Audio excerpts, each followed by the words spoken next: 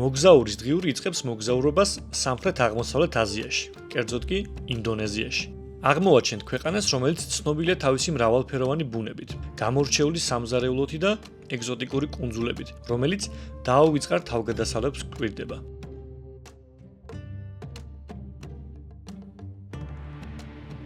საქართველოს მოქალაქეებს ინდონეზიაში მოგზაურობისთვის ელექტრონული ვიზა გვესაჭიროება. ანგკეტის შევსებისას პირად ინფორმაციასთან ერთად გვჭირდება რამდენიმე საბუთი. უკან დასაბრუნებელი ბილეთი.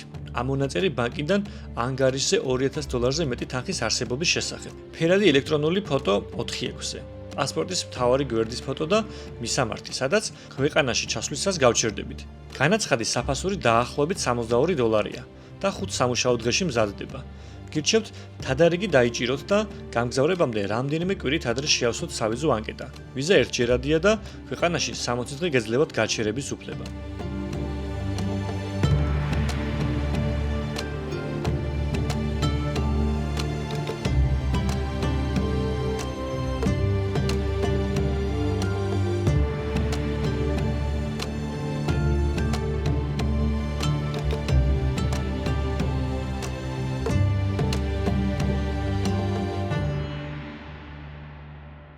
და აი დადგა დრო რომ გავემგზავროთ ჯაკარტაში, ახლა ვიყოფებით თბილისის საერთაშორისო აეროპორტში. გავიარეთ რეგისტრაცია, ჩავაბარეთ ბარგი და უკვე დაახლოებით 40 წუთში უკვე გავემართებით სტამბოლის მიმართულებით, სადაც გვექნება გადაჯდომა და უკვე იქიდან პირდაპირ წავალთ ჯაკარტაში. საბუთებზე ვიზის გარდა რა გვჭირდება, უკვე გზადაგზა გაგებინებთ ყველაფერს. ახლა კი გაფრენის დროა თურქეთისკენ. დათქმულ დროს დაიწყო ჩასხდომა და გავემართეთ სტამბოლისკენ. ფრენას მხოლოდ 2 საათი სჭირდება. გარდა ელექტრონული ვიზისა, ინდონეზიაში ჩასვლისას კიდევ ერთი ანკეტა უნდა გქონდეს შევსებული, სადაც ვწერთ ფრენის დეტალებს, ბარგის რაოდენობას, რომელ ქალაქში ჩავდივართ და რომელ სასტუმროში ვჩერდებით. ამ ანკეტის შევსება ჩაფრენის მერეც არის შესაძლებელი. ჩვენ გამგზავრებამდე შევავსეთ ანკეტა. დამღლელი და ხანგრძლივი ფრენის შემდეგ აეროპორტში დაყვანება რომ არ მოგწეოდა. ამასობაში ჩამოვფრინდით სტამბოლის ათათურქის სახელობის აეროპორტში. ძალიან მარტივად 2 საათში ჩამოვფრინდით სტამბოლში. კიდე დამატებით გავიარეთ შემოწმება და უკვე აღმოჩნდით იმ სივრცეში, საიდანაც უკვე გავფრინდებით ჯაკარტის მიმართულებით. ცოტა გავისერნეთ, ამასობაში წავიხემსეთ კიდეც და დაახლოებით საათნახევარში გვაქვს უკვე ჩვენი ფრენა. ზოგადად, როცა ბილეთს ვყიდულობთ ჯაკარტის მიმართულებით, არის ორი ძირითადი ვარიანტი. ერთი სტამბოლის გავლით, სადაც ახლა ჩვენ ვიყოფებით და მეორე დუბაის გავლით. მართალია დუბაიდან უფრო ცოტა საათი სჭირდება ჯაკარტამდე ვიდრე სტამბოლიდან, მაგრამ როდესაც ბილეთებს ვამოწმებდით ჩვენთვის სასურველ თარიღებში, საკმაოდ დიდი გადაჯდომა უწევდა დუბაიში, როგორც პირველი გაფრინცეს, ასევე გამოფრინცეს, ამიტომ საბოლოოდ გადავწყვიტე, რომ სწორედ სტამბოლის გავლით ჩავსულიყავით. ფასებზეც რო თქვათ, რა თქმა უნდა, დამოკიდებულია, როდის შეიძენთ ბილეთს და რომელი სეზონისთვის, თუმცა რაც შევამოწმე, დაახლოებით $900-დან იწყება ორმხრივი ავიაბილეთი, თავისი ჩასაბარებელი ბარგით, 20-დან 25 კილომეტრია ძირითადად და გრძელდება დაახლოებით $1300-მდე. გულწრფელობ ეკონომ კლასს, თუ თქვენ გსურთ ბიზნეს კლასი, რა თქმა უნდა, უკვე ბევრად ძვირია და დამოკიდებულია თარიღზეც, კომპანიაზეც და ასე შემდეგ.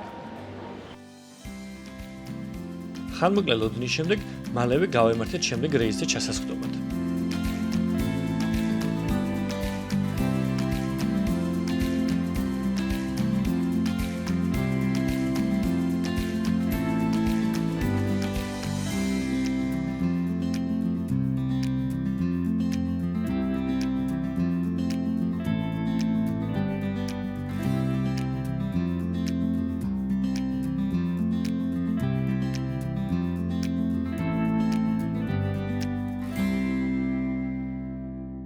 ჩამოვფრინდით. თვითმფრინავში ასვლისთანავე ფაქტობრივად ეგრევე გავითიშე და კარგად გამოვიძინე. ვიმგზავრეთ 11 საათი და 20 წუთი მგონი, მაგრამ ჩამოვიდით ავსტრალიაში მშვიდობით. რობიც აგერ დასვენებულია. პასპორტ კონტროლი ძალიან მარტივად გამოვიარეთ, იმიტომ რომ უშუალოდ მესაზღვრესთან არ მივსულვართ. როდ ვინაიდან ჩვენ გქონდა ელექტრონული ვიზა, ჩვენი პასპორტები დავუდით ელექტრონულ ხელსაწყოზე და გამოვიდით. უბრალოდ ბარგს ველოდებოდით საკმაოდ დიდი ხანი, თუმცა თუ გავითვალისწინებთ იმას, რომ ასობით ადამიანი მგზავრობდა და თითოს საკმაოდ ბევრი ბარგი ჰქონდა, მაინც არა უშავს და ეს 1 საათიანი ლოდინი ღირდა. ახლა გავალთ გარეთ, გამოვიძახებთ ტაქსს და გავემართებით სასტუმროსკენ. ანკეტაში მითითებულ ბარგს მინიჭებული აქვს შტრიხ-კოდი, რომლის მეშვეობითაც გავიარეთ შემოწმება და გავემართეთ სასტუმროსკენ.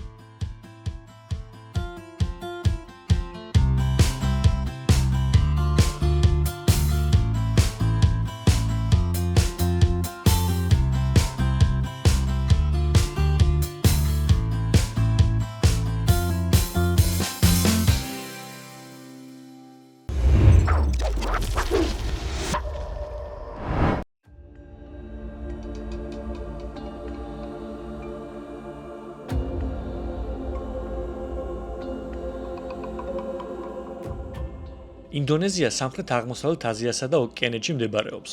ის ყველაზე დიდი არქიპელაგური სახელმწიფოა, რომელიც მოიცავს 17,000-ზე მეტ კუნძულს. მათ შორის გამოსარჩევია დიდი კუნძულები: სუმატრა, იავა, ბორნეო და ახალი გვინეის ნაწილი. ფართობის მიხედვით ინდონეზია მსოფლიოში მე-17 ადგილს იკავებს. კუნძული იავა მსოფლიოში ყველაზე დასახლებული კუნძულია. აქ ინდონეზიის მოსახლეობის ნახევარზე მეტი ცხოვრობს. ჩვენი მოგზაურობის დიდ ნაწილს სწორედ ამ კუნძულზე გავატარებთ. სახელწოდება ინდონეზია ბერძნული სიტყვებიდან მომდინარეობს: ინდოს და ნესოს, რაც ითარგმნება როგორც ინდოეთის კუნძულები. იგულისხმება ინდოეთის ოკეანეში არსებული ეს ტერიტორია. კარგად გამოვიძინეთ და გამოვიდით ქალაქ ჯაკარტის ქუჩებში. მოგზაურობისას 2-3 დღე მჭირდება ხოლმე ადაპტაციისთვის, ამიტომ დღეს ბევრი რაღაც დაგმილი არ მაქვს. რამდენიმე ადგილი ავარჩიე, რომელსაც მოვინახულებთ. შეხედათ ქალაქში რა სიტუაცია, თუმცა უკვე ხვდები რომ საკმაოდ დიდი ქაოსია, როგორც აზიურ ქალაქებს ჩვენ ვიახოვებ. დანარჩენი კი ერთად ვნახოთ. ჯაკარტა ინდონეზიის უდიდესი ქალაქი და დედაქალაქია 1959 წლიდან. იმ დროიდან, რაც ამ ტერიტორიაზე ხალხი დასახლდა, მას სხვადასხვა სახელი ჰქონდა: სუნდა პურა, სუნდა კელაპა და ასე შემდეგ. მათ შორის ყველაზე ცნობილია ბატავია, რომელიც ახლო წარსულში ჯაკარტამდე ერქვა. ქალაქს აქვს პროვინციული სტატუსი და მოსახლეობა 12 მილიონს აღწევს. თუმცა მეტროპოლიის ტერიტორია მოიცავს სატელიტურ ქალაქებს, ბოგორსა და დეპოკს. მისი მოსახლეობა დაახლოებით 35 მილიონია. ადამიანური განვითარების ინდექსის მიხედვით, ჯაკარტა ინდონეზიის პირველი პროვინცია და სამხრეთ-აღმოსავლეთ აზიაში უდიდესი მეტროპოლიტია.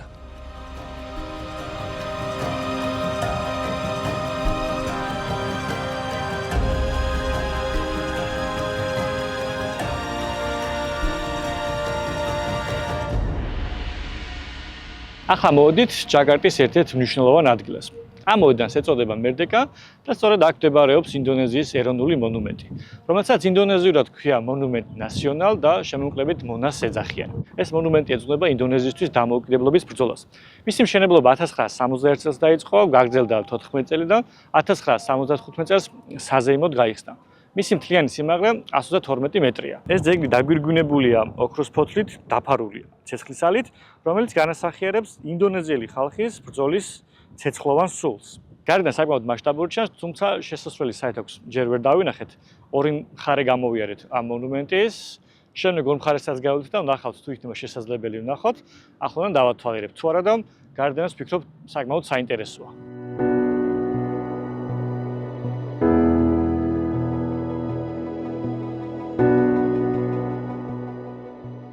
ამ ტერიტორიაზე მოწყობილია სასეირნო ბილიკები, კულტურული და გასართობი სივრცეები, მაგრამ მთავარი სანახაობა არის ის არაჩვეულებრივი ხედი, რომელიც მონუმენტიდან იშლება მთელ ქალაქსა და მის შემოგარენზე. თუმცა ჩვენ არ გაგვიმართლა. შესასვლელის ძებნის დროს დაცვის თანამშრომელი მოვიდა და გითხრა, რომ არა მხოლოდ კოშკი, არამედ მთლიანი ტერიტორია დაკეტილია და პარკის დატოვება მოგთხოვა.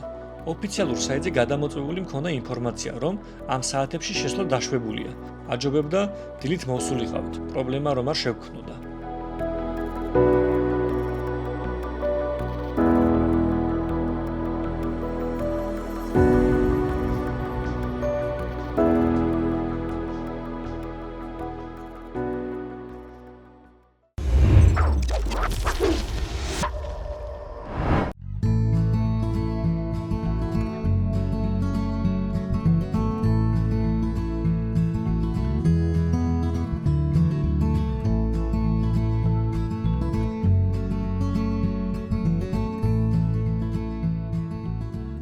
ინდონეზიის მოსახლეობის აბსოლუტური უმრავლესობა მუსლიმია, 87%-ზე მეტი სწორედ ისლამის მიმდევარია. თუმცა აქ არიან როგორც კათოლიკეები, ისე პროტესტანტები, ბუდისტები, ინდუისტები და ასე შემდეგ. ჯაკარტაში არაერთი მეჩეთია, თუმცა ახლა სადაც მოვიდეთ, ის არის ალბათ ყველაზე გამორჩეული. მას ქვია მასჯიდ ისთაკლალი. მასჯიდ მეჩეთია, ისთაკლალი კი დამოუკიდებლობას აღნიშნავს. ეს მეჩეთი იმით არის კიდევ შედარებით განსხვავებული სხვა მეჩეთებისგან, რაც აქამდე მინახავს, რომ ის ეძღვნება ინდონეზიის დამოუკიდებლობას. ისთაკლალის მეჩეთი 1978 წელს აშენდა და ის სამხრეთ აზიაში ყველაზე დიდი მეჩეთია. ხოლო მსოფლიოში მეცხრე არის ტევადობის მიხედვით, ვინაიდან ამ მეჩეთში მთლიანობაში 200,000-ზე მეტი ადამიანი ეტევა. ძალიან საინტერესო მეჩეთია უკვე გარედან შეხედულებებით, ამიტომ ბევრ დროს აღარ დავკარგავ და ვეცდები შეგინ შევიდე და შეგინდან დავათვალიეროთ ეს საინტერესო ნაგებობა.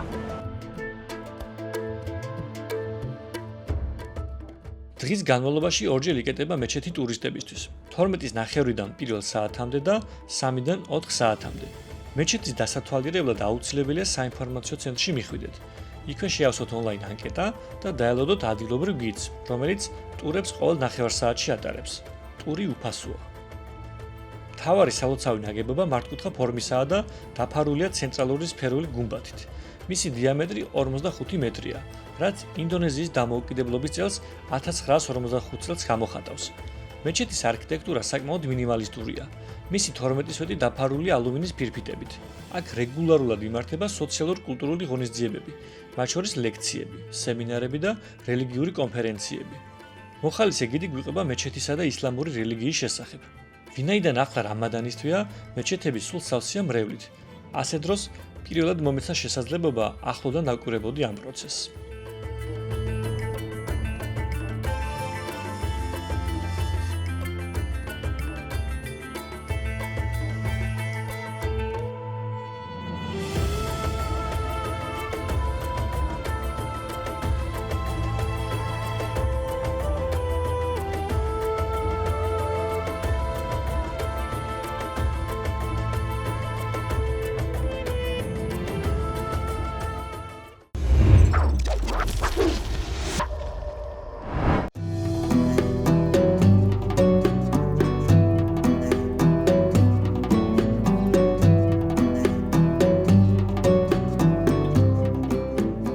ისთაკლალის მეჩეთის გადმოსწრი ზუსტად ქუჩის მეორე მხარეს მდებარეობს შემოგან არსებული კათოლიკური ეკლესია. იმ პერიოდში, როდესაც ინდონეზია ნიდერლანდელების კოლონია იყო, იზღუდებოდა კათოლიკური ეკლესიები, ვინაიდან ნიდერლანდელები პროტესტანტები არიან. ხოლო მას შემდეგ, რაც ინდონეზია საფრანგეთის იმპერიის კოლონიის ნაწილი გახდა, აქ უკვე შესაძლებელი იყო აშენებინათ კათოლიკური ეკლესიები და მე-20 საუკუნის დასაწყისში 1901 წელს აშენდა ეს ნეოკლასიკური სტილით აშენებული კათოლიკური ეკლესია. გარდა რა თქმა უნდა ძალიან გავს ევროპულ ტაძრებს, რაც არაერთხელ გვინახავს ერთად, თუმცა შევიდეთ შიგნით და ნახოთ შიგნით როგორ გამოიყურება.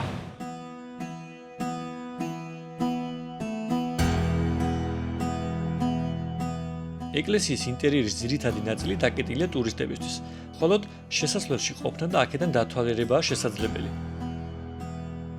სკამების და ხატების განლაგება, ჩუქურთმები, დეტალები მთლიანად ევროპულია. დიდად ვერ ვანსხვავებს სხვა ევროპული ნეოკლასიკური ტაძრებისგან, რაც ევროპაში მინახავს.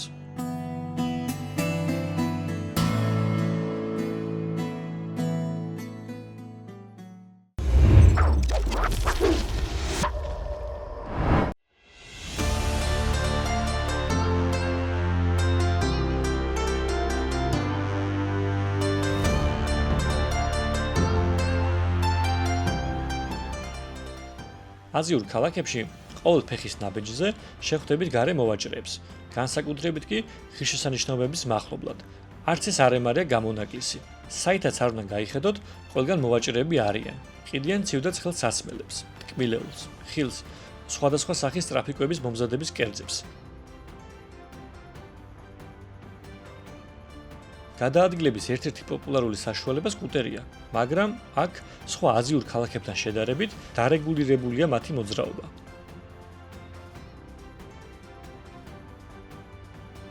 ამასობაში დაღამდა კიდეც და კვლავ ქუჩებში გასეირნება გადავწყვიტეთ. ჩემთვის ძალიან კონტრასტული ამ ქალაქის დღისა და ღამის იერსახე.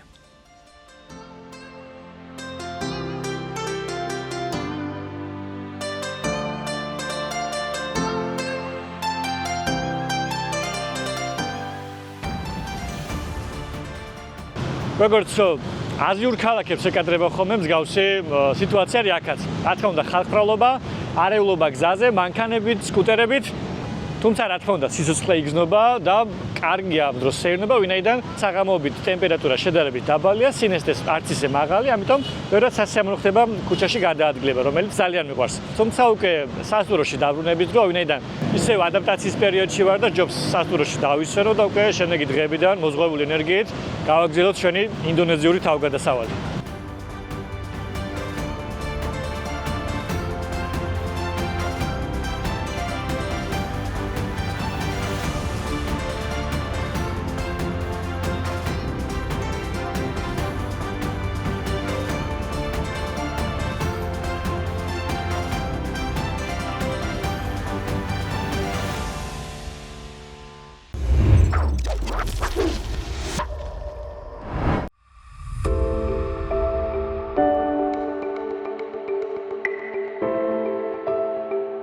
ეს ცოტა წვიმას აპირებს, მაგრამ ისეთ ადგილას მივდივარ, სადაც წვიმა ხელს საერთოდ არ შეგვიშლის.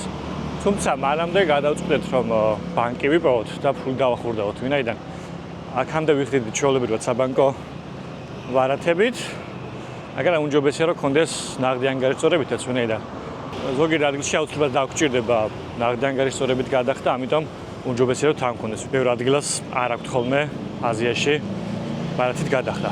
ამიტომ უმჯობესია ხა ბანკში დავახურდავთ კიდე ქუჩაში სადმე, ვინაიდან უსაფრთხოებიდან გამომდინარე ასე აჯობებს ჩვენი აზრით. ბანკში მივედი, დავაზუსტე საკომისიო ხომ არ ქონდათ ტრანზაქციაზე. ვაჩვენე პასპორტი და ამერიკული დოლარი დავახურდავე. ინფლაციის გამო აქ მილიონერი იქნებით. 17 ლარი დაახლოებით 100.000 ინდონეზიური რუპიაა. აქედან კიდევ ერთი ადგილის სანახავად მივდივართ. ყველაზე უსაფრთხო, კომფორტული გადაადგილების საშუალება ტაქსია. აპლიკაციის მეშვეობით ძალიან მარტივად გადავაადგილდებით. ფასებიც საკმაოდ დაბალია.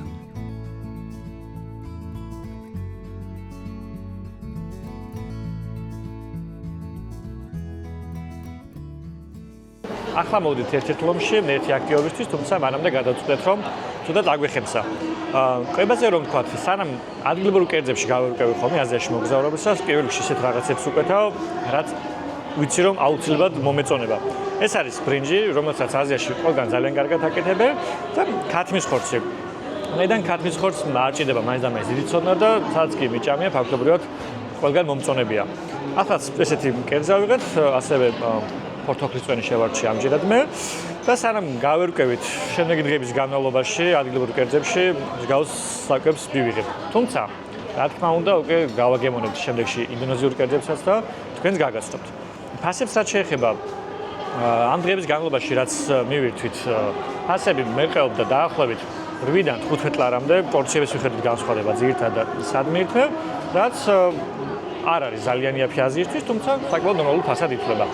გემოც მინდა გითხრათ, რომ საკმაოდ კარგი იყო ყველგან სადაც მივირთვით და გავსინჯეთ. აქა ძალიან გემრიელია, მინდა გითხრათ. სავაჭრო მოლები ძალიან მოწესრიგებულია და ჯაკარტაში არაერთი მათგანის ნახვა შესაძლებელი, სადაც ცნობილ მსოფლიო ბრენდებთან ერთად აზიურებსაც შეხვდებით. ამას ცნობისთვის ვამბობ, თორემ პირადად ჩემთვის უცხოეთში მოგზაურობისას ეს არ წარმოადგენს ინტერესის სფეროს.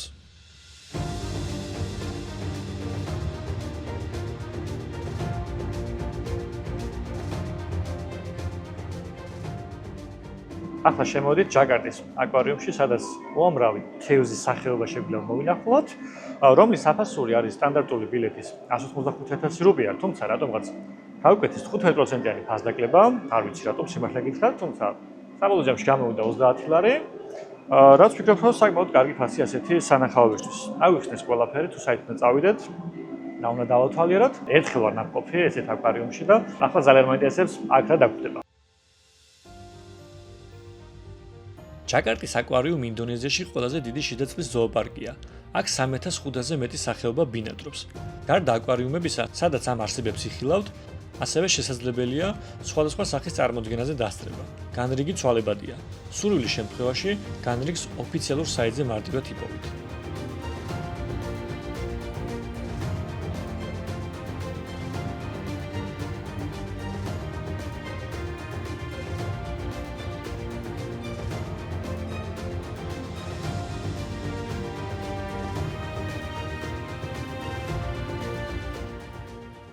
ფაქტობრივად ახლა სასიკვდილო ნომერს ვასრულებ, ვინაიდან გველს უნდა შევეხო, რომლებიცაც ძალიან მეშინია ზოგადად. Here? Yes, you can touch only the body. აუ რანაირი. უფრო ცივი მეგონა, ბავშვობაში მაქვს ერთხელ მოკიდული, მაგრამ Wow, thank you. არ გავაბრაზებ.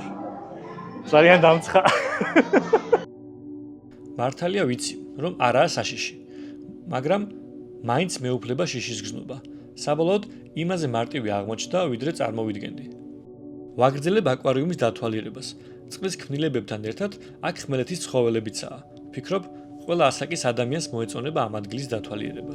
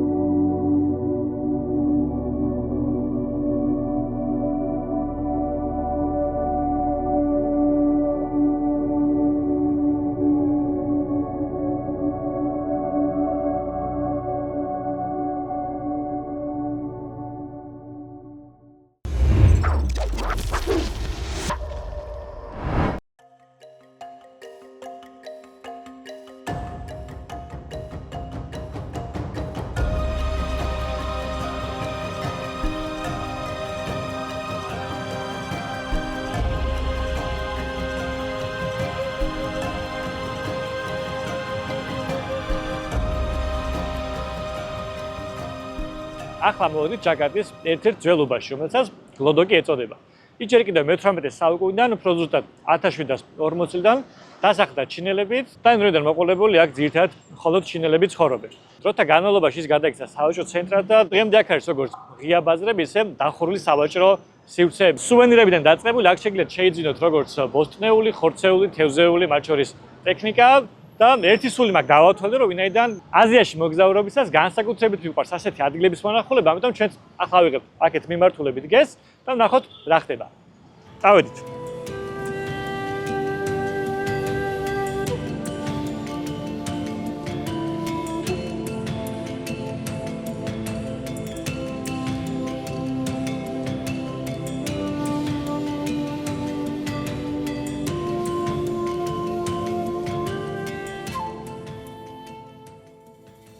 გზად შევამჩნიეთ პატარა დახლები, სხვადასხვა პროდუქტით. ბევრი გვთავაზობს თავის პროდუქტს, მით უმეტეს, როდესაც უცხოელი ხარ. ზოგიც პირიქით, უცხოელს არ თავაზობს, ვინაიდან აქ ხალხი ფოტოსა და ვიდეოს გადასაღებად დადის. ეს არცაა გასაკვირი, უმეტესწილად ასეთ ბაზრობებზე ანტისანიტარია და სურვილი არ გიჩნდება რამე შეიძინა. ძალიან კეთილგანწყობილი და საინტერესო ხალხია, სახასიათო სახეებით. მართალია კადრისთვის მომხიბვლელი გარემოა, მაგრამ ამ ადამიანების არც თუ ისე სახარებელო ყოფა ძალაუნებურად დაგაფიქრებს. სწორედ ამის გამო შესაძლოა ყიდვას არ აპირებდე, მაგრამ მაინც შეიძინო რამე მათი დახმარების მიზნით. ზოგადად ძალიან კონტრასტული ქალაქია. ცენტრალურ უბნებსა და გარეუბნებს შორის ცხოვრების დონე მკვეთრად განსხვავებულია. ცენტრში თუ დიდი სავაჭრო ცენტრები და ცათამბჯენებია, აქ ცხოვრება არსებობისთვის ბრძოლაა. ბაზრობა ბევრად პატარა აღმოჩნდა, ვიდრე ვფიქრობდი, მაგრამ აზიური ბაზრობებისთვის დამახასიათებელი სული მაინც იგრძნობა.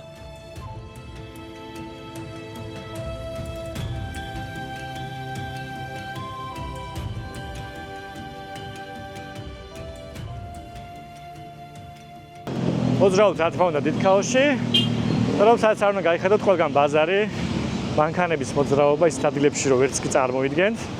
თუმცა ერთი პლუსი აქვს ამ ადგილს სხვა აზიური ადგილებისგან განსხვავებით, ჩემი გამოცდილებით, ნია ვიძვრის ხოლმე და არც ისე ცხელა, იმის მიუხედავად რომ ახლა 32 გრადუსია. ძირითადად სავაჭრო ცენტრები არის დახურული, სადაც თანამედროვე მოწყობა არის, შეიძლება ასე ვთქვათ, მხოლოდ 1-2 ადგილი იყო, სადაც ღიაცის ქვეშ იყო და გავიარეთ, იყიდებოდა როგორც ნახეთ, სხვადასხვა ბოსტნეული თუ ხორცის ნაწარმი. ამ უბნიდან კვლავ ჩვენ სასტუმროში დაბრუნდებით. ხვალიდან ჯაკარტას ვტოვებთ და ვაგრძელებთ ახალი საინტერესო და ეგზოტიკური ადგილების მონახულებას.